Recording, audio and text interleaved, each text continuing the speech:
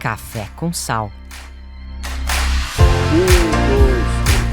Bem-vindos a mais um episódio do podcast Café com Sal, segunda temporada. Você acompanha nossos episódios tanto no YouTube como no Spotify e os cortes também no Instagram. Segunda temporada recheada de gente interessante. Hoje mais um empreendedor brasileiro, Antônio Neto, sócio fundador da MaisMu. Quem nunca viu aquele design da vaquinha super simpática, surfista e com outros temas mais? Para quem gosta de academia, para quem gosta de comer barrinha até no escritório, no sofá de casa, não tem problema nenhum. É uma marca, como dizem eles, aberta a todo o público que quer se cuidar e quer ter cuidado com o que vai ingerir. Falando em cuidado com o que vai ingerir, o nosso principal apoiador aqui do pod é a Life Mix. Hoje eu estou inaugurando o nosso suquinho de laranja. Um beijo para o Daniel Pfefferbaum, mais conhecido no meio do basquete, viu, né? Tô como Daniel Pfeffer Rebound, que é basqueteiro e reboteiro. Isso é um insider nosso aqui. Então, agradecimento ao Life Mix, o nosso apoiador. Lembrando que a Life Mix traz bebidas, sucos, chás que são funcionais, ou seja, tem uma equipe braba, como diz o outro, de médicos, nutricionistas que elaboram esses produtos antes, como diz o outro, de entrar na sua boca. Então, confira lá no material deles que tem online, um monte de informação interessante sobre nutrição e etc. com o pessoal da Life Mix. Neto, bem-vindo. Muito obrigado. Um prazer estar com você aqui. Eu, pessoal, tirei até o paletó, fiquei de camisa para tentar ficar assim, forte, musculoso que nem o Neto, mas claramente eu não consegui. Tá bem, mas tô bem, né? Tá bem, pra idade tá bom até, dá pra enganar. Mais que isso não dá. Bem-vindo, é um prazer estar aqui com você. Eu adorei tua camisa, depois, obviamente, se você puder me descolar uma, né? Já que vou ver se eu arranjo do seu tamanho. Pois é, vamos ver. GG, tamanho 5. Obrigado pela tua presença, cara. Um prazer estar aqui contigo. Obrigado a você. Vai ser uma delícia ouvir tuas histórias. A gente aqui adora empreendedores. Empreendedores fazem muito sucesso aqui, até porque a gente é entusiasta desse tema. A gente sabe o quanto no Brasil é difícil esse tipo de coisa, você ter uma ideia, implementar, ter sucesso. Quanto a gente, obviamente, também te ajuda, mas quantas situações te puxam para trás, a gente vai entender um pouco disso. Mas, de novo, é um prazer ter você aqui no nosso pod. Obrigado, Sal. Agradecer também ao meu sócio, o Otto, um dos sócios fundadores da MaisMu comigo. Otto, abraço nosso. Quase dando 10 anos aí, a gente fundou mais ou menos no finalzinho de 2014, mas a operar mesmo a gente começou ali uns 5, 6 meses depois, mais ou menos em maio, junho de 2015, né? E claro, também agradecer e mandar um abraço aí pro Dan e pro Marcelo da Life Mix. Sou um grande fã aí dos produtos também, a gente tem uma relação legal de trabalho, então um abração aí, legal tá junto de você e também do pessoal da Life Mix aí. Boa, maravilha. Me fala uma coisa, quando você conheceu o Otto, vocês conheceram no ambiente fitness, qual que é a história de vocês? Nada a ver, eu até brinco, né, eu fiz GV, né, ali na Itapeva, fiz administração de empresas. E, cara, de certa forma a GV mudou minha vida, né? Porque eu encontrei meu sócio e minha esposa. Então, cara... Valeu a pena a mensalidade que não é barata. Não foi só a educação, né? Sim. Mas eu tive contato com o Otto é meu sócio. Eu conheci ele na faculdade, na mesma sala. A gente fez na mesma sala. Mas foi só durante o período de intercâmbio mesmo. Ele acabou indo um pouquinho antes que eu. Ele foi para Copenhague, eu fui para Califórnia.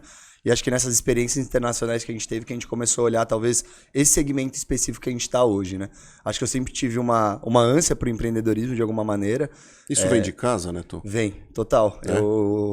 Eu tenho eu venho de uma família que tem uma empresa familiar, né? Então trabalha meu pai, meu tio, minha tia. Meu avô, o qual eu também levo o nome, por isso que eu sou neto, foi um dos fundadores da empresa. Como é que né? é conhecido na família? Como Antônio também? Como é que chama o avô? Antônio.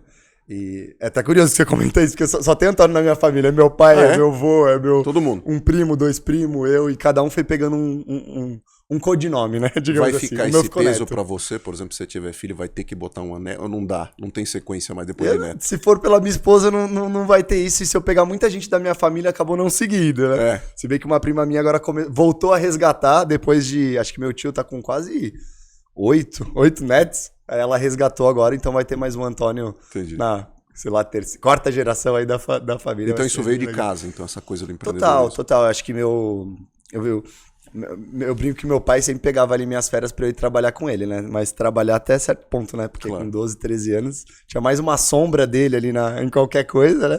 Do que realmente um trabalho, né? Mas é curioso porque... É isso, eu acho que ele começou a me levar muito cedo, creio que antes dos 10 anos, assim, mas com 13 talvez eu já achei que eu era grande o suficiente, que teve um dia que eu falei, eu vou de paletó trabalhar com meu pai. Mas ele Você levou a sério, né? Eu levei a sério, mas eles trabalham na indústria, né, então é um segmento um pouco diferente, mas eu acho que eu levo principalmente 2 coisas ali com meu pai, cara. Ele sempre me fazia, a gente chegava no escritório ou na parte produtiva, cumprimentava todo mundo, dentro do possível, seja acenando numa parte mais produtiva ou com algum cumprimento mesmo na parte mais de escritório. E sem contar a questão da disciplina de chegar cedo. Então ele já me despertava ali, vai, pula da cama, a gente tem que sair tal horário, chegar a tal horário. Então ele é um cara muito disciplinado com horário e também uma pessoa que sempre tentava estar muito próximo das pessoas, dar um oi geral. E acho que isso o pessoal aí da Mais Mu sabe muito bem, acho que é uma coisa que eu levo até hoje. Lógico que se eu chego atrasado no escritório, eu vou direto pra reunião, acabo não cumprimentando muito o pessoal. Não tem que pagar, por exemplo, 20 flexões. Não, já teve, viu? É uma boa ideia, Já né? teve quando a gente chegava atrasado, a gente brincava com isso. A gente já brincou bastante com isso lá na Mais Mu. Mas quando eu chego com um pouquinho mais de tempo e eu consigo, eu tento cumprimentar ali todo mundo, dar um oi geral, assim, individual, mas pra todos que estão por lá, que eu acho super, super importante fazer isso, cara. A gente escolhe, é pequeno, parece pequeno, mas é um ritual, assim, eu acho que o pessoal da Mais Um vai falar, ele faz isso mesmo. É fato. É fato. Cara, quando a gente entra na faculdade, né, pelo menos a maioria das pessoas, a gente é muito novo ainda para entender não só o mundo, mas o que é, para que serviria aquele estudo, qual que é a nossa missão na vida. Às vezes a gente vai morrer sem saber o papo de propósito, né, que todo mundo fala, qual que é vamos dizer assim, a nossa estrada, né? Que estrada a gente deve percorrer, quais são nossos talentos, etc. e tal. Nessa idade hoje, olhando para trás, você já tinha mais ou menos ideia do seguinte sentido: o planejamento, vou fazer GV, vou fazer administração, que é um negócio mais amplo, até porque eu tenho um exemplo dentro de casa de que me faz olhar, eu vejo eles olhando todos os ângulos de um negócio, e a partir daí eu já vou querer sair de lá com um caminho definido, ou tinha também possibilidade, eu vou estagiar em algum lugar, vou entender como é que funciona? É curioso, né? Parece que você olha pra trás e você fala, nossa, era o que eu esperava, mas se eu me ponho lá atrás mesmo, talvez eu não esperasse tanta coisa, assim, né? Eu tinha uma visão, né? Uma direção, sempre curti isso do empreendedorismo, mas nunca sabia o que fazer, nem me passava pela cabeça fazer GV. Eu sou aqui de São Paulo, mas sou da região da Zona Leste, ali da região do Tatuapé. Você é corintiano? Eu sou corintiano. Finalmente. Sal. Coisa, rapaz inteligente. Eu sou corintiano, mas ultimamente eu tô acompanhando muito mais o basquete, principalmente NBA, e eu torço pro Clippers. Torce pro Clippers? Nunca ganhou. Não é possível. Sofredor. Por quê? Porque eu morei em Los Angeles. Você morou lá. E aí você é do contra, você fala assim, eu não vou torcer pro Lakers. Não, tem um pouco disso, né? Acho que torcer pro Lakers é fácil, digamos assim, né? Claro. Mas, cara... E eu não sei se você vai conhecer esse jogador, mas o Blake Griffin. Acho Sim, que é o cara, claro. Foi exatamente na época que eu tava morando nos Estados Unidos. Ele tava no prime time dele, assim. Então era ele, Chris Paul, aquele time fortíssimo. DeAndre Jordan. Era muito forte. E, cara, você pega as enterradas dele, foi aquilo que me chamou a atenção. Eles perderam pro detalhe, porque por vários anos eles... Então aquela explosão dele, assim, é incrível. Então, pra quem não sabe, desculpa te interromper, esse Blake Griffin, ele deu uma enterrada passando por cima de um carro. Sim, no campeonato de enterradas. Ele passou por cima de um carro e enterrou, pulando. Então eu sozinho. falo que, cara, foi ele especificamente ele que me fez gostar de basquete. Então é por isso que eu torço pro Clippers até hoje. E até hoje a gente não levou. E eu espero que esse ano dê certo, porque a gente tá com um time bom. Aqui o podcast tem muita gente que curte basquete. Inclusive já passou por aqui o Danilo Castro, que foi um grande jogador de basquete. Hoje tem uma academia D14 que treina jovens, inclusive inclui esses jovens no ambiente do esporte, obviamente no basquete. Muito legal. Então você é corintiano. Então você vem do Tatuapé, então assim, não estava no teu radar esse papo de GV. Não era uma coisa natural, principalmente do pessoal de lá, vou fazer GV. Foi uma coisa que foi acontecendo. Vi que queria administração, vi que era uma boa faculdade e acabou acontecendo. Pô, me esforcei ao máximo para passar na GV e deu super certo. Então, comecei ali mais ou menos em metade de 2011. Tive uma boa relação com o meu futuro sócio, né? Eu conhecia ele, mas a gente não tinha uma grande amizade. E foi muito curioso, porque foi realmente voltando ele voltou do intercâmbio dele, ficou ainda mais 6 meses, fui eu pro meu intercâmbio e voltei. E a gente tinha um amigo em comum, o Wagner. E ele tava compartilhando algumas ideias com o Wagner e eu também. E ele falou, cara, vocês estão falando de... os dois de empreender no mesmo ramo, acho que vocês deveriam se falar. E foi a partir daí que a coisa... Foi o cupido, vamos dizer assim. Exato, foi o cupido. E eu brinco que tanto eu como ele, né, eu vou falar ali na minha parte mais na Califórnia, eu vivia muito... Sempre gostei de esporte, principalmente academia, enfim. Estudava, academia, e lá é isso, né? Suplementos são vistos de uma maneira um pouco diferente e principalmente são disponibilizados de uma maneira muito diferente. Então me pegava muito aqueles prontos para beber à base de proteína, como o Muscle Milk, que eu acho que é um dos mais conhecidos, sendo disponibilizados numa estratégia meio que multicanal. Então eu encontrava na lanchonete da faculdade, eu encontrava no Walgreens, né, SVS, encontrava no supermercado Target. Então... não era só na loja de suplemento, não era só online que eu conseguia comprar esse produto, então eu conseguia comprar em vários lugares e isso me chamou muita atenção. E do meu sócio foi uma coisa semelhante, né? Acho que na Europa o pessoal viaja muito também, né? E ele via nos aeroportos, nas estações de trem, ele também conseguia pegar esse produto e basicamente atender uma necessidade de comer uma coisa rápida e proteica. Você acha que no Brasil é um tipo de produto que na época era rotulado? Rotulado do seguinte sentido, é coisa de quem faz academia, é para quem quer ficar musculoso, entre aspas, de um jeito pejorativo, vamos dizer, da coisa, não voltado à saúde, né? Se eu pegar... E não estava conectado com nutrição, que na verdade essa é a grande função da coisa. Assim, se eu pegar esse produto em específico, ele ainda nem tinha como categoria aqui no Brasil. Acho que quem, se eu não me engano, inaugurou parte desse mercado foi a Verdecampo, com aquele iogurte deles, que era mais um iogurte, depois ele veio para Tetra Pak, né? Mas acho que quem explodiu, assim, né, e disseminou muito foi o Pro, né? Mas aí eu tô falando desse produto em específico, que a gente veio a ter por volta de 2020. É um baita produto, Maismu pronto, 12 gramas de proteína, 100 calorias, vale provar. Mas realmente, se eu pego a parte de suplementação, sem dúvida, eu acho que a gente tinha vindo aqui, se eu não me engano, em 2012, de uma crise de confiabilidade da indústria nacional, né? Caíram...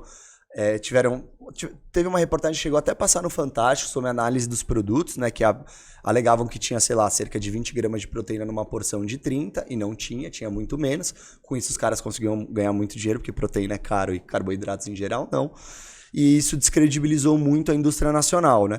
E os importados já tinham muita força aqui, um descrédito da indústria nacional. Então, muito da ideia do Otto era isso. Era talvez criar uma empresa que nem passasse pela cabeça não ter a qualidade, digamos assim. Ele queria criar uma empresa que...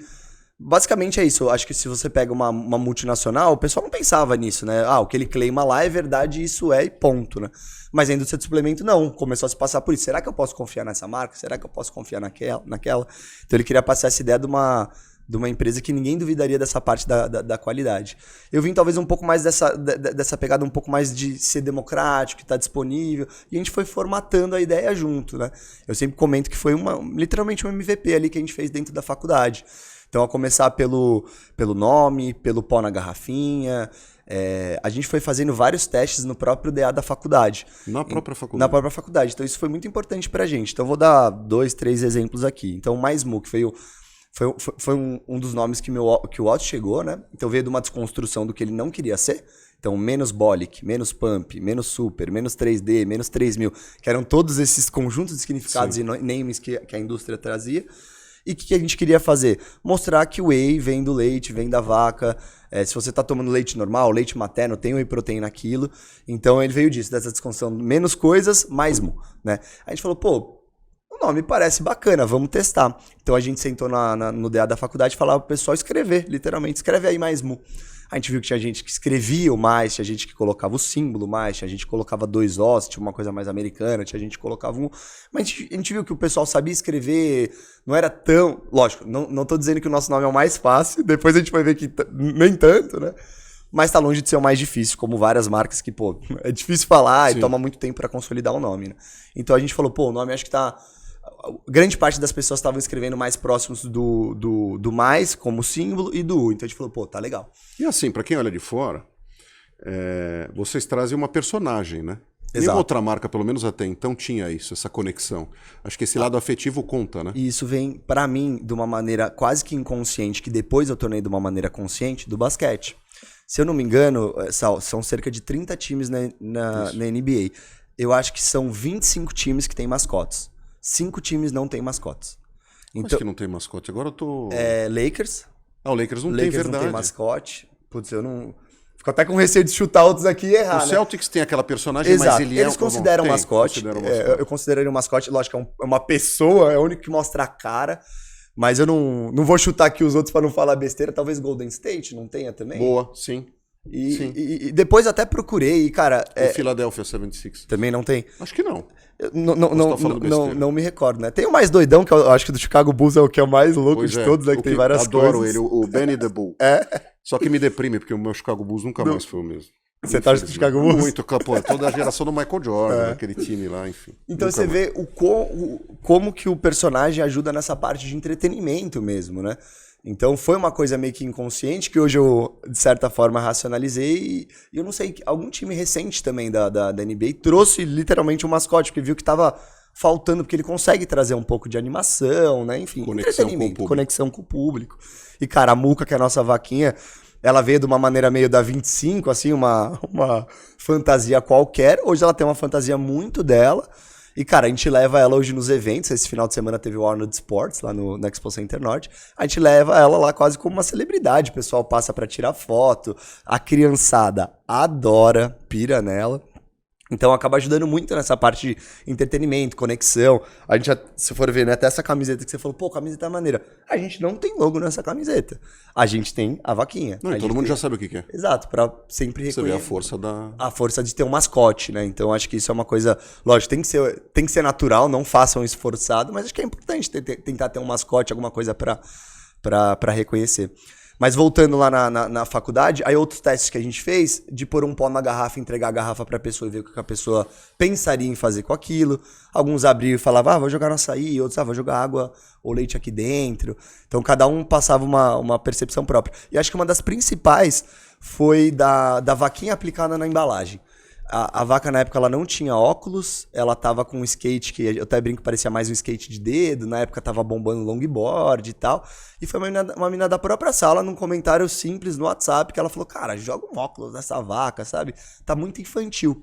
E foram pequenos toques sutis que deram toda uma mudada. E quando eu falo esse teste lá no DA, é literalmente, cara, descer lá, passar um tempo, colher ali pelo menos umas 30, 50 respostas que estaticamente já tenham alguma validade, digamos assim. E, cara, ir naquilo, sabe? Não ficar se problematizando tanto, né? Então, até o azul, a gente foi testando, perguntando pro pessoal. O pessoal, traz uma ideia de higiene, achei legal. Então, tal. você teve meio que um focus groups ali orgânico, de uma turma que você podia confiar, que eram amigos de vocês. E é isso, quando você se expõe à situação, as coisas acontecem, né? Então, foi assim que a gente conheceu o próprio Edu, dono do Rock Café, que no final foi nosso primeiro ponto de venda. Ele até brincou, ele falou, cara, se isso é um projeto de empreendedorismo, pode sentar que eu vou ajudar vocês. Se isso é um trabalho da faculdade, eu não vou ajudar vocês. E na época era realmente uma ideia de empreendedorismo. A gente falou, não, é isso, cara. Então ele sentou com a gente, posteriormente foi o nosso primeiro ponto de venda. E isso foi fantástico, assim, pra gente, porque além dessa ideia de marca, né, de ser uma marca mais democrática, a gente acreditava que a marca mais democrática conseguiria acessar novos canais também mais democráticos, como a gente consegue fazer hoje, seja numa farmácia, num supermercado, numa loja de conveniência de posto, né? Eu acho que sim, o mercado mudou, mas a gente também fez parte dessa mudança, assim, sabe? De chegar aos proteicos em novos locais, e acho que isso foi muito bacana. Então a ideia da marca era assim, trazer uma marca diferente, com um peso mais forte em sabor, que a gente acredita assim que na época ainda tinha muito estigma de você tomar assim uma coisa ruim pra você falar, eu tomo e você não consegue tomar. Era um sacrifício. Exato, tipo, e eu já fui bem marombeiro, né? Meio que aquela época de tomar ovo cru. Já tomou ovo cru, Sal? Já. Tive essa fase nos anos 90. Eu fiz isso também, cara. Não é legal. Não é nada legal. Não. É muito mais gostoso você pôr um queijo, um tomate, cebola, Claro. fazer ele ali comer do que tomar aquilo. Só que parece que é isso. Você quer falar que eu fiz e você não fez. Eu não fiz igual o padre Marcelo Rossi, que falam que foram tantos, mas eu já cheguei a tomar ovo cru. E, cara, isso pra mim, hoje eu vejo como uma coisa muito bizarra, né? Então a gente queria fazer, então, uma coisa saborosa, com uma marca que se comunicasse de uma maneira diferente e, consequentemente, acessaria novos pontos de venda. E acho que a gente vem fazendo isso muito bem aí nesses quase 9 anos de empresa. Bastante Sem dúvida. coisa. Bastante Quando, coisa. quando vocês olharam para o landscape, obviamente assim, vocês trouxeram uma nova forma de consumir, um olhar diferente sobre um produto de um mercado que tinha players importantes, né? Você comentou, a indústria nacional perdeu um pouco de credibilidade, a gente tem monstros, no bom sentido, da indústria internacional. Como conquistar de volta esse público nacional? Como é que você resgatou essa credibilidade? Justo. Óbvio que você tem um produto que entrega o que promete, é um bom começo, né? Vamos dizer assim. Mas da comunidade, porque assim, você tem que ter os sponsors da turma que de fato consome num primeiro momento. Onde você vai consumir aquilo? Total. Onde você vai começar com aquilo? Quer dizer, o início de tudo isso foi pegar gente do meio, o hardcore, o heavy user ali, e falar assim, cara, prova meu produto, vê o que você acha. E esses caras, de certa forma, espontaneamente foram levando essa mensagem adiante. A gente começou muito, eu diria que até foi uma coisa que a gente retomou recentemente, muito no público de corrida, assim, sabe? Que é um pessoal mais iniciante. A gente tentou focar bastante no público feminino, que a gente acreditava que era o público que estava menos atendido. Né? Um homem, ele se sente confortável até com essa proposta de ficar mais forte e olhar aqueles caras mais bodybuilder e falar, não, tudo bem eu ficar desse tamanho. E de nem olhar o rótulo, às vezes. A mulher, eu acho que é quem mais se afasta, né? Até das mulheres, pô, que são veiculadas, que às vezes são mulheres fortes também. Não, eu não vou tomar porque eu não quero ficar desse tamanho, eu vou engordar. Então, a gente veio também como uma solução de uma proposta mais light e soft de marca e, consequentemente, ponto de venda, que é o que eu falei. Como a gente começou também a acessar lojas de produtos naturais, que era uma coisa que estava pegando muito na época, as mulheres acessam mais esses canais, versus ela aí talvez num body shop, em que vai ter um cara gigante ali para te vender, e ela também não vai se sentir muito confortável. Então teve todo esse, como você falou, landscape, assim, né? Então a gente tava no momento, pô, da indústria nacional, lógico, não foi a gente que mudou isso, pelo amor de Deus, né? Acho que tem grandes marcas aí que fizeram um baita trabalho. Acho que o próprio impacto do dólar também, né? Teve uma grande mudança por volta desses anos também, que fizeram com que os nacionais ficassem muito mais competitivos, né? Então sim, teve essa crise de credibilidade, mas teve fatores externos que conseguiram fazer com que a indústria nacional ganhasse muito mais força. E a gente se apoiou muito nisso, né? Se apoiou muito em influenciadores desde o primeiro momento, principalmente as mulheres, para ir trazendo um pouco dessa nossa proposta, né? Logo de início também a gente trouxe um nutricionista como sócio, o Anderson Mulin, nosso sócio até hoje. E ele também foi trazendo a gente ali para um contato mais junto dos profissionais da saúde, o pessoal chama de Health Professional Marketing. Então também os nutricionistas foram drivando um pouco pra gente, né? Na época a gente estava assim numa pegada nutricional um pouco mais restrita, eu diria, né? Então, a época dos adoçantes naturais, as proteínas tinham que ser isoladas. Então, logo após que a gente lançou a Mais Mu, né, a gente veio com uma proteína concentrada, em 3 sabores, em 2 formatos, na garrafinha e no pote. Como, principalmente o meio da nutrição, estava nessa pegada de um produto mais limpo, mais clean, mais proteico, menos calórico, eles pediram esse produto pra gente, o mercado, digamos assim, né? Então, eles falaram, cara, sua marca é muito legal, mas você poderia ter um produto mais limpo para mim, digamos assim. Então, logo a gente criou, que aí realmente é a parte das proteínas isoladas, hidrolisadas e tudo mais. Sim, se eu for ver hoje, fugia em parte da proposta, porque você perde um pouco de sabor nisso, mas era como o mercado estava no momento, né? Diferente de hoje, que acho que o pessoal tá muito... Essa parte do sabor tá muito mais em alta, mesmo que perca uma qualidade, porque tá todo mundo acreditando que o importante é ter uma sustentação da dieta ao longo do tempo, né? E não num dia, 2 dias ou 3 dias, mas, pô, 3 meses, 6 meses, 1 ano, uma reeducação mesmo. Então, realmente, os produtos mais gostosos, às vezes não tão nutricionalmente tão bons, ou, sei lá, tão diferenciados, acho que eles ganharam uma força ainda maior, né? E sem dúvida, quando a gente quer expandir, trazer novos consumidores, que eu acho que é o que a Mais Mu faz hoje para todas as categorias que a gente trabalha, seja de suplementos de proteína, creatina, pré-treino ou toda a parte de barrinhas, chocolates, cara, o sabor é imprescindível para acessar essa galera, né? Porque senão volta na questão do ovo, né? Eu tô comendo por causa da proteína, por causa daquela funcionalidade. Sim, tem funcionalidade, mas talvez ela venha como um plano de fundo de também tem a funcionalidade, mas, pô, tô comendo uma coisa gostosa. Acho que é isso que o pessoal procura hoje. Quando eu treinava ali nos anos 90, você me lembrou de um negócio interessante, né? Quem tomava proteína isolada, e até pro leigo depois a gente é bom explicar, você que é mestre nisso, mas era coisa de milionário. Ninguém tinha acesso à proteína isolada. Na verdade, aqueles potes lá eram uma fortuna. Sim. Eu pensava até no pessoal que fazia... Eu fazia academia, eu olhava uns caras, inclusive, abrindo a geladeirinha lá para pegar aquela dose diária. Sim. De proteína isolada, aquilo era preço de champanhe. Sim. Isopure na época que era uma loucura. É um drink, pô, a gente tá falando de 10, 15 anos atrás, já era R$30 uma dose. Um absurdo. É um absurdo. Quando a gente fala de proteína isolada, eu ia te pedir até para o público que não conhece, o que é a tal da proteína isolada e a proteína hidrolisada? Perfeito. Cara, assim, eu acho que a forma às vezes mais simples de explicar... às vezes para mim a comparação às vezes com o próprio leite, né? Eu diria que o leite integral ele tá mais próximo de uma proteína concentrada, então ele é mais grosso, ele é mais saboroso e ele tem ali sua concentração de proteína e sua relação com a caloria. Se eu pego um leite desnatado, se ele for ver, ele vai ser muito mais ralinho, digamos assim, talvez não vai conseguir entregar tanto sabor, às vezes vai entregar uma proteína parecida, às vezes, principalmente nas proteínas, vai entregar um pouco mais de proteína, o percentual proteico de uma proteína isolada é maior, mas em geral vai ter muito menos gordura e carboidrato, que é isso que vai trazer esse corpo para o produto, então consequentemente ele vai ter menos calorias. né? Então, para mim, a forma mais leiga de se explicar essas proteínas seriam mais ou menos assim. Mas uma proteína concentrada, pelo menos como matéria-prima, ela vai ter ali cerca de 80% de concentração em 100 gramas de produto e uma isolada mais ou menos 90%. Então, ela vai ter ainda menos carboidratos e gorduras, consequentemente mais ralinho, mais proteico, menos calórico, né? Mas aí você vai aplicar em diferentes subprodutos, né? Então, eu vou pegar aquele produto e fazer ainda meu produto. Então, meu percentual de proteína às vezes vai baixar um pouco e tal. E o hidrolisado tem mais a ver com digestão e hidrólise da proteína. Então, ele vai talvez cair de uma maneira mais leve, mas realmente o hidrolisado é muito específico, né?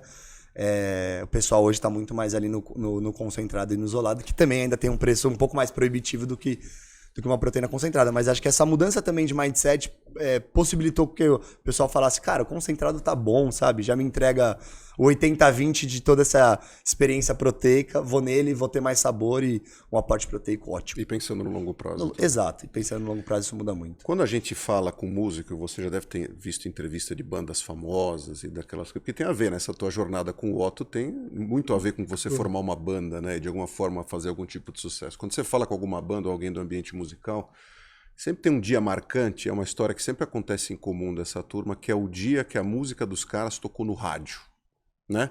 Que até tem um efeito maior do que, sei lá, subir numa plataforma qualquer, porque qualquer um hoje pode subir o seu produto, até o próprio Café com Sal. Aqui a gente sobe na plataforma a hora que a gente quiser, do jeito que a gente quiser. Obviamente a gente tendo meios para isso. Qual foi o dia D para vocês que vocês falaram, bom, estamos no jogo, estamos no game? Justo. Cara, acho que tem... É isso, ao longo da trajetória dá pra falar vários, mas é legal. Enquanto você foi falando, eu fui pensando, e tem um que eu acho que me marcou, até porque as pessoas falaram que esse dia ia marcar a gente, né? E na época a rede Mundo Verde tava bombando, tava muito forte, eles tinham uma distribuidora também. Então você não fazia só vendas no loja a loja, né? Eles conseguiam fazer um volumão ali pra eles, em campanhas, e eles faziam essa redistribuição. E realmente foi, na época, né, foi um pedido assim muito significativo.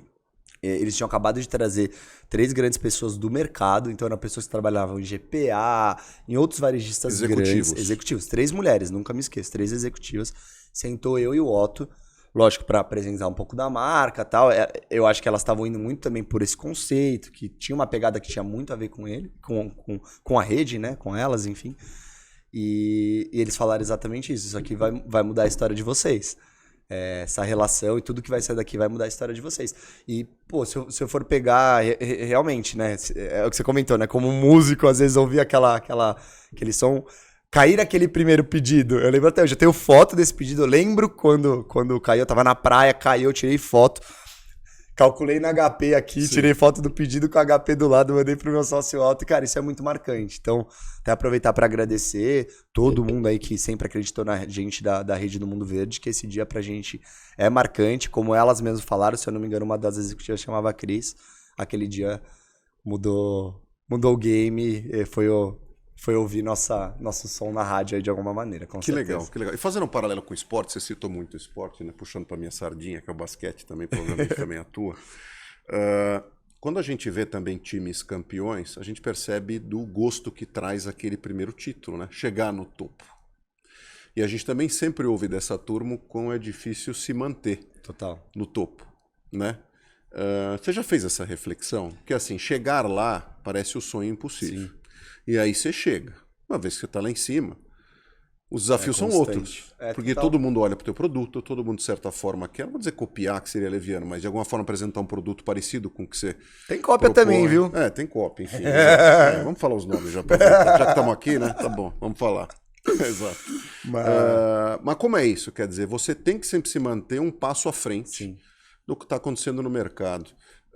Como é lidar com isso, deixando o emocional de lado, né? Que em algum momento você fala assim, pô, né? Sacanagem. Então, copiando exatamente o meu produto e estão chamando de outra coisa. Mas também faz parte do mercado. Cara, é complicado. Eu acho que quando você foi falando também me veio à cabeça aquela frase do Bernardinho, né? No livro dele ele fala muito isso, né? Pô, imagina você tá lá, você tá numa jornada, beleza, ganhamos, somos campeões olímpicos, né? E pra falar pro campeão olímpico no outro dia arrumar a cama. Pois eu sou campeão olímpico, por que eu preciso arrumar a cama? Então, realmente, ter disciplina depois que você de alguma maneira já chegou lá, é difícil, eu acho que é uma coisa diária mesmo. E fica um alvo nas tuas costas, né? Porque todo mundo tá te olhando como... Eu converso bastante com a minha esposa nesse sentido e às vezes você fica nisso, né? Uma sensação de talvez de menor valia, de eu poderia estar fazendo mais, mas não, eu vou chegar lá. Realmente, ser um empreendedor é isso. Tem dia que você se acha um gênio, tem dia que você acha um bosta. Então você fica naquilo. E não é nenhum nem outro, né? O meu terapeuta fala, né? Nem the best, nem the bosta. Então, cara, isso é normal, todo mundo é normal, se mantenha nisso e tenta ir firme nessa pegada, né? Tipo, em direção à sua visão e vai construindo naquilo. Mas realmente, diariamente, emocionalmente, não é a coisa mais fácil, mas acho que a gente vem passando nisso bem. Acho que eu tenho uma cabeça boa em saber onde a gente tá indo e ir construindo nessa direção. Mas realmente, não dá pra se achar o cara, nem se achar que a gente tá muito atrás de nada, né? É se colocar no nosso lugar e ir construindo. E acho que até, conversando às vezes com algumas pessoas, nesse final de semana também no Arnold que eu comentei, passou lá um rapaz que já trabalhou com a gente e depois foi pra grandes indústrias, velho. E ele também comentou, cara, vocês me ensinaram, vocês não fazem ideia quanto vocês me ensinaram sobre isso de agilidade, parece que aqui às vezes eu mando uma demanda e se espera muito tempo para tudo acontecer, parece que eu não tô trabalhando, e na startup as coisas acontecem de uma maneira diferente, e ele mesmo falou, ele fala, cara, vocês são melhores do que vocês acreditam que são comparado ao mercado, porque a gente também fica com esse estigma de, não, uma multinacional, os executivos sabem muito mais que a gente e tal. Cara, nem the best, nem the bosta, né? Então nem... Sim, mas talvez nem tanto. Você vai ter outro viés, talvez é diferente do que ele vai ter. Então é complexo, né? É uma coisa diária, mas acho que é se manter firme ali na sua direção, olhar adiante pra cima. Equilíbrio. Né? Equilíbrio. É o equilíbrio. O que o psicólogo quer dizer com the best, the bosta, mas acho que é isso. Essa frase é espetacular. A gente vai ter que aqui. deixar aqui na edição essa frase, é maravilhosa. Depois você dá os créditos, qual que é o nome dele? Dr. José Carlos. Dr. José Carlos, viu? Vamos deixar os créditos. Obrigado, doutor. Vou usar também. É boa. Você falou de startup, né? As pessoas acham que startup é um mundo maravilhoso, só que startup você não tem todos os recursos disponíveis e você vai do jeito que você pode. Sim. Né? Os processos ainda não estão 100% definidos, na verdade eles estão em teste. Nem todas as pessoas que estão on board no startup vão permanecer depois, cara, são aquelas pessoas que estão daquele push inicial, aquela corrida inicial, mas a empresa ainda não tem cultura, então mais ou menos tudo pode, vai pela paixão, pela conexão, etc. e tal. E ao longo do tempo você vê que aquilo não se sustenta e aí começa a ficar maior o negócio. Você já está tocando no rádio, como diz o outro, o pessoal do Mundo Verde está fazendo pedido. E aí você começa a perceber o seguinte, poxa, o Otto, por mais capazes que a gente seja, por mais faro e tino que a gente seja, a gente precisa de ajuda. Total. Né? E de repente a turma que nos ajudou lá atrás, e nada contra elas, pelo contrário, mas hoje, no momento e no tamanho que a gente está, a gente precisa de mais gente. Foi um desafio trazer para dentro essas novas pessoas e fazer, entre aspas, uma troca. Não quero ser injusto com as pessoas. Não, mas você está completamente... Mas é emocionalmente complicado, porque vocês vivem uma história juntos. E ao mesmo tempo você tem que trazer gente que tenha coragem para criticar o teu modelo de um jeito profissional, com tom, obviamente, mas criticar teu modelo para te levar para outros rumos, ou mais num caminho mais longo do que você imaginaria. Como é que foi isso para vocês?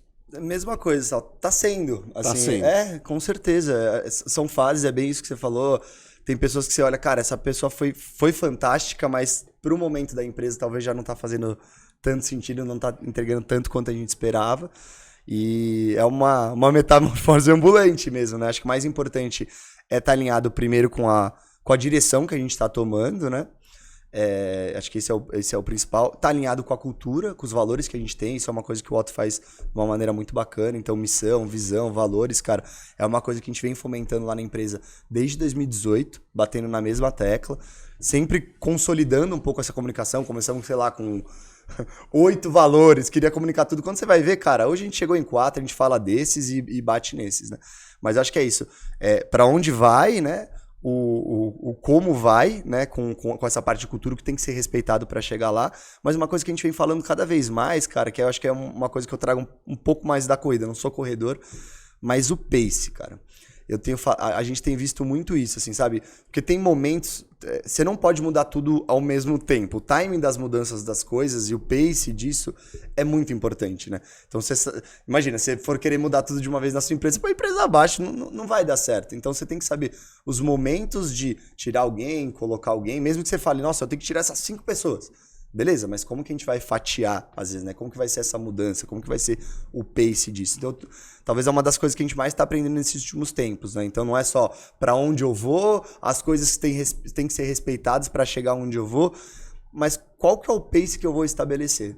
E numa startup isso é fundamental e também balizar um pouco, às vezes até com taxa de juros, né? Porque querendo ou não, isso muda tudo. Às vezes, taxa de juros baixa, dinheiro fácil, não, vamos jogar o pace lá em cima. Só que é isso, tem um pace do mercado a ser respeitado. Se seu pace de empresa passa do de mercado, de certa forma você está comprando o mercado, dependendo da perspectiva, principalmente financeira, né? Então você tem que estar sempre muito alinhado, eu acho, assim, sabe? Qual que é o pace que você tem que estar versus o mercado, versus as exigências da sua empresa. É difícil de setar isso e principalmente manter, né? Novamente, eu não sou corredor, mas às vezes é o que o pessoal fala. Às vezes é mais difícil correr devagar do que correr rápido. O pessoal, às vezes, você fala, não, você vai ter que correr tanto num pace devagar. Às vezes o pessoal não consegue. Principalmente, tem gente que faz esse exercício, né? Fecha não, né? Como que é? Deixa oculto aqui pra você não ver o quanto você tá correndo e vai correr. Cara, é muito difícil você conseguir se manter num pace um pouco mais baixo. Você sempre acaba acelerando um pouco mais, né? Então... pendurar quadro com parede em movimento, né? Empreender é isso no final do dia. Então pra onde eu vou, o que tem que ser respeitado e em qual velocidade e pace eu tenho que manter pra chegar lá. Para esse novo momento da MaisMu, quando a gente fala de cultura MaisMu, o que você imagino que seja uma empresa jovem. Sim. Inclusive do público que está dentro. Total. O que você procura nessas pessoas? Cara, você e o Otto. Justo. Muita vontade, eu diria isso. Vontade de fazer acontecer, cara. Isso é uma coisa... É um ímpeto mesmo, né? Acho que tem o Gary Vee fora, né? Já deve ter visto ele. Ele fala muito de hustlers, né? Tipo, aqueles caras que querem conquistar, querem buscar. Então, mais do que o conhecimento técnico, isso. Eu venho acreditando que sim, né? Isso pode ser que depois eu mude. É importante que você mantenha um pace. Se você é um hustler, você tem que manter um bom pace de conhecimento, de adquirir conhecimento, principalmente se você não tem, né? Então, pô, não adianta ser um pace de hustler, vou buscar lá em cima, sendo que seu nível de conhecimento está embaixo, seu pace de aumentar seu conhecimento está menor do que seu pace de hustler. Não faz sentido. Né? Continua sendo um hustler, mas vem se adaptando aqui, porque quando esses paces estiverem mais conjuntos, é mais forte, né? Digamos assim. Eita, até me fugiu aqui só. Não, o que você busca nas pessoas? Você falou, eu quero hustlers, com brilho no olho. E disciplinados, né? Não adianta também o cara só, quero. Tem a parte técnica que você comentou, que eu acho que tem que estar muito casado. Minimamente, claro. E ser disciplinado. Eu acho que o esporte também me ajudou muito nisso. Não gosto de basquete, mas nunca joguei basquete. Eu ia te perguntar isso. Você lida com saúde, nutrição e saúde. Esse é teu negócio, né?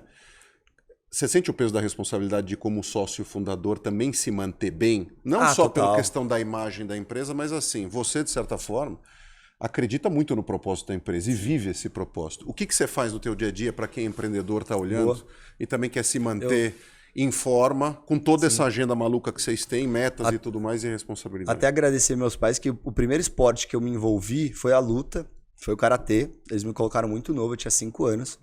E eu fiz karatê até meus 15 anos. Então acho que foi uma das principais coisas que me trouxe essa parte da disciplina mesmo, né? E por questões de saúde, eu tinha um probleminha no coração, eu acabei caindo na musculação por isso. Porque eu não podia... Eu fui proibido de lutar, fazer o shiai mesmo, né? A luta do karatê, e acabei caindo na musculação porque realmente é uma coisa um pouco mais estática ali, você consegue controlar um pouco mais seus batimentos, e vim por muito tempo ali, musculação, até a parte de comer os ovos crus, digamos assim. Sim. Viajar um pouco, ver que eu ia criar uma empresa que era um pouco mais soft, leve, e que eu precisava sair um pouco disso. E foi aí que eu comecei a fazer um pouco de crossfit também, sair um pouco desse meio muito bitolado da academia, e ao longo desses últimos tempos de companhia, eu tento me envolver no máximo de esporte possível, né? Então, se você me chamar pra correr, vamos fazer um beach tênis, vamos surfar, jogar uma bola, acho que isso pra mim Você gosta de variar, de temperar o teu dia a dia com o esporte. Lógico, eu tô muito mais hoje no crossfit, na musculação, mas sou super aberto pra se alguém me chamar pra qualquer tipo de esporte que eu gosto bastante. Vou te chamar. De que fonte você bebe do ponto de vista de inspiração? É viagem, é livro, é série. A gente costuma dar dicas aqui. Justo. Nosso público sempre cobra. Pô, bota dica de livro, dica de série, dica de viagem, sei lá. Pra onde você vai beber da fonte pra sair um pouco da corrida do rato, como diz o... Livros. Corrida da vaca, no caso. Livros, acho que o Otto me ajudou bastante nisso. O cara é forte na leitura. Então ele me puxou por inércia. Então gosto de fazer a leitura de alguns livros. Aliás, recomendo pra você um que ele me deu. Que... 11 Anéis? 11 Anéis? 11 o Anéis. do Phil Jackson. Exato. Sim, cara, sim. Putz, eu li faz tempo, eu quero resgatar, tá lá em casa. Muito, muito, muito bacana, porque eu tinha acabado de ler o livro do Bernardinho, falando bastante de equipe, uma pegada brasileira, e aí depois eu li esse. E é muito show, porque o cara só dirigiu Jordan no Bulls e depois Kobe e Shaq no Lakers, cara. E figuras completamente diferentes umas das outras, né? Dennis Rodman, Pippen, com todos os problemas que a gente pôde ver na série ali na Netflix, o Last Dance, né? Que era um time super complexo. O Michael Jordan, um cara complexo, Kobe. Tudo. O livro é muito legal, porque ele traz essa questão desses superastros, mas dele tentar jogar o cara numa equipe. A equipe tem que ser forte, não pode ter uma pessoa só forte. Ele também antes já tinha ganhado um anel como jogador. Cara, esse livro é fantástico, mas ele fala um pouco mais dessa parte de equipes, né? Então eu gosto dessa parte de leitura. Obrigado, Otão, por esse livro. Ele sempre me presenteia com alguns livros, eu sempre pego a leitura, então eu gosto bastante de livros. E, cara, não tem como falar que hoje o podcast... é um formato que eu consumo demais também, é um formato muito bacana, que nem você falou, né? Tá no carro, tá na academia, tá no chuveiro. Então eu acabo ouvindo vários tipos de podcast, às vezes um pouco mais voltados para negócio. Tenho ouvido bastante você também. Que legal. Te falei, né? Ouvi um pouco do Dan, do Greg, são grandes parceiros aí. Abraço pra você, Greg. Que a Endeavor nos deu. E trocas com empreendedores, pessoas que estão nessa... Que nem eu comentei agora, a Endeavor, né? A Endeavor foi uma coisa que mudou bastante pra gente, cara. Eu conheci esse pessoal e teve um conhecimento técnico de outras pessoas, mas tem aquele conhecimento ali mais da base de, qual que é o contato do comprador de lá? O que você está fazendo aqui? Uma coisa um pouco mais do dia a dia, né? Então, livros, podcasts e o networking em si, principalmente do seu mercado, né? Da Endeavor ajudou muito a gente porque a gente fez um programa de alimentos e bebidas. Então, estava em pessoas muito próximas do nosso mercado. Ou, enfim, outras novas escolas de negócio que vêm surgindo, seja o do pessoal lá do Grupo Primo, que também a gente às vezes participa, pessoal do G4. Acho que temos aí escolas de negócios modernas, de alguma maneira, ou cursos, enfim, mais modernos que você pode estar se preparando. Eu acho, esses aqui que eu citei são alguns dos fantásticos que sem dúvida eu iria atrás. Próximos passos que você pode mencionar em relação a Mais Mu. Para onde vai? Para onde vai? Cara, a gente teve um investimento recente de fora, né? Então, sim, a gente tem um plano de com o tempo, internacionalizar um pouco mais a marca em alguns países, pelo menos como teste. Hoje a gente já faz uma distribuição internacional, mas a gente não considera uma internacionalização da marca. Então, isso é uma coisa que a gente deve fazer alguns testes, né? É uma coisa importante que nossos investidores também estão demandando. E, cara, assim como a gente hoje já tem alguns produtos, né, para atender alguns segmentos, a gente deve ter novos produtos para atender novos públicos, eu diria assim. Eu não posso ser muito específico, né? Acho que quem está próximo da gente aí, entende nossa pegada, acho que naturalmente já vai sacar aí que a gente pode estar fazendo, mas sem dúvida, como nosso desafio é ser essa marca de trazer novos consumidores para essas categorias, a gente deve ter aí um novo lançamento para um público, um segmento específico. Legal. Acho que vai ser boa. Vai ser bem Saberemos bacana. assim que sair. Sim, sem dúvida. Eu sou muito fã das redes sociais de vocês. Coloca aqui a rede social Claro.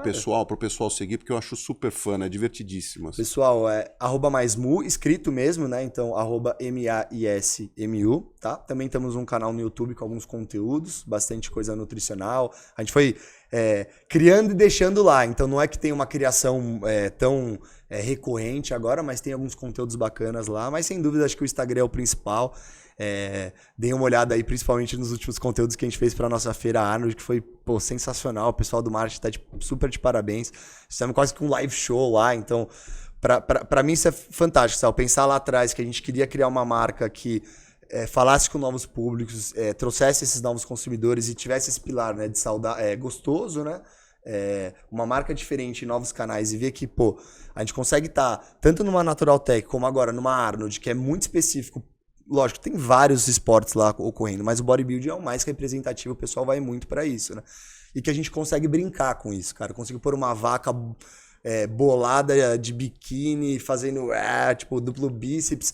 E, cara, a gente tá andando na feira e não ser zoado, mas a galera vê daquilo como uma maneira engraçada, uma maneira fã de tudo aquilo. Pô, pra gente isso é sensacional. A gente fazer pôr um touro mecânico no meio de uma feira dessa, fazer a galera ir no touro, sendo narrada, ser avaliado o shape pelo Rodrigo Góes, que é o Fake Nerd, não sei se você já viu que ele analisa o shape da galera. Conhecido. Ele é um grande influenciador nosso, a gente pôs ele lá pra avaliar o shape do pessoal. E, cara, subir a gente nova, gente velha, gente que toma, gente que não toma, gente que fez redução de estômago, gente que tá gorda, mulheres com filho, sem filho, criança, adolescente, subiu de tudo. E eu acho que isso se deve muito também à marca, ao ambiente que a gente consegue proporcionar de, cara, é pra todo mundo, tá tudo bem. Então a gente fala muito disso, né? A gente fala muito de sabor, a gente fala muito de saudabilidade, mas a gente fala muito de diversão, de fã, de levar a vida um pouco mais leve. Acho que, sem dúvida, dos eventos físicos a gente consegue traduzir isso muito bem. E mesmo estando no meio talvez bem marombeiro e com os caras boladão, cara, a galera tá lá, a galera tá dando risada. Isso pra gente Não, aquilo que você fantástico. Falou, vocês trouxeram um aspecto leve, não só pra empresa, como pra marca. Netão, só posso te agradecer. Que papo legal. Obrigado vocês. Tomara que a gente se veja mais vezes. Eu adorei. Me chama pra um basquete. Cara, eu gosto de basquete, mas eu nunca tive a oportunidade de jogar. Se você puder me chamar um dia aí. Vamos bater bola, com o maior prazer. A gente junta uma turma em 5 minutos. A galera do Sexteto aí também, um abraço. Eu faço parte eu vou no seu time aí pra ver se eu me dou bem. 5 titulares e um reserva rotativo. É o Sexteto. São amigos de faculdade a vida inteira. Legal. Então a gente tá sempre junto. Inclusive tem aniversário. Próximo mês estarei lá. Cara, super obrigado. Obrigado. Adorei nosso papo. Obrigado você. Salve. Venha mais vezes. Pessoal, sem dúvida. Mais vocês encontram em tudo que é lugar. Meu filho, então, é fã. Gustavo, pai, deixa eu pegar mais uma. Quantos anos ele tem? Tá bom, 9, vai fazer 10. É fã da marca, super fã. Vou deixar uns produtinhos pra ele. Tá gravado, tá vendo? Prometeu, se lascou. Pessoal, obrigado mais uma vez pela atenção de vocês. Mais um episódio aí do Café com Sal, falando de empreendedorismo, de liderança, de escolhas importantes e como isso muda trajetórias, né? Impacta tantas pessoas, não só no aspecto de carreira, como de vida. E do ponto de vista da nutrição, a gente tem trazido pessoas e personagens muito interessantes aqui. Vocês nos acompanham tanto no Spotify quanto no YouTube. E um abraço a todos, até o próximo episódio. Tchau. Valeu, gente. Valeu, aqui ó, também. Como é que é? Tá devagar, amor. Tchau, valeu.